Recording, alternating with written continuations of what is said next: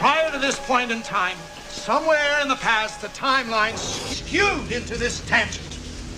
In order to put the universe back as we remember it and get back to our reality. Hey, why don't we just turn off auto ripple?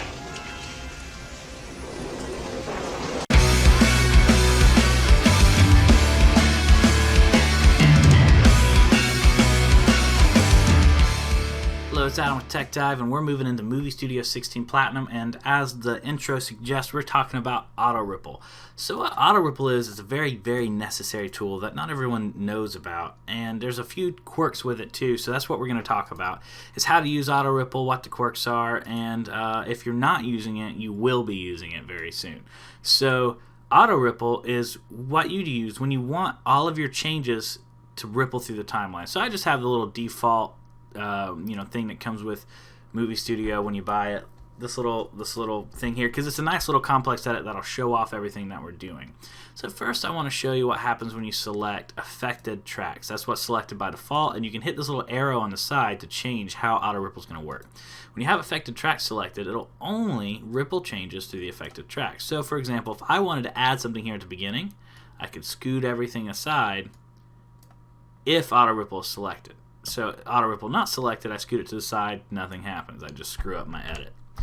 But I just hit Control-Z to move it back. In case you want to know, if auto ripple is selected, if it's highlighted blue, then you can move everything, and that whole track moves with it. However, note nothing else moves with it.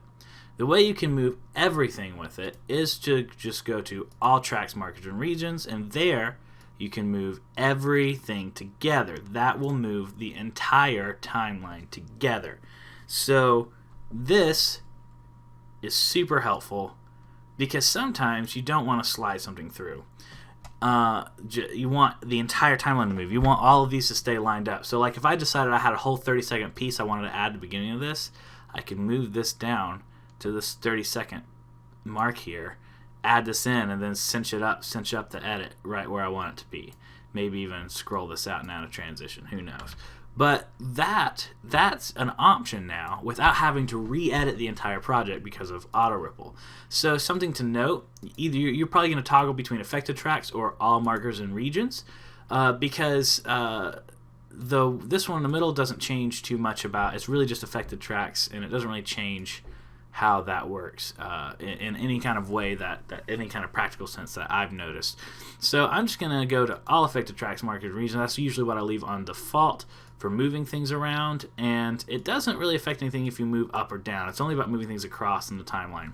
Something I want to note though, when this is highlighted, see again, so moving up and down doesn't matter, but when this is highlighted, what I want to note is it only moves what starts immediately at the same time or after it, right? So if I move this, it moved this one and this one with it, because these clips, these events, start at the same time, and all of these clips start after it, including this sound one here, because I have them all on, right?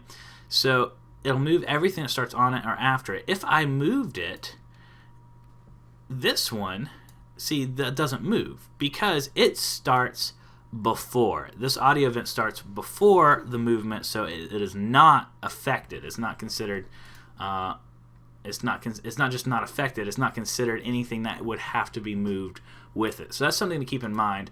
Also, something else to keep in mind, toggle it off when you're not using it, because it'll really screw up your edits if you have it on and you don't realize it, and you're zoomed in and you're working on something and you zoom back out and you realize everything's all screwed up now because you were working as if auto ripple wasn't on, or vice versa. So keep in mind, if you turn it on and off, that is a habit to build, whether or not you have that on or off.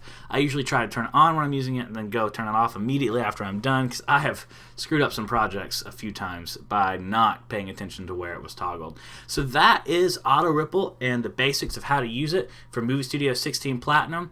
Thank you so much for watching. We got more Vegas tutorials coming out all the time, including some Vegas effect tutorials are also on the way. Thank you guys so much for liking and subscribing, and anything you buy through my affiliate links really helps out this channel a ton. Thanks again for watching. I'll see you next time.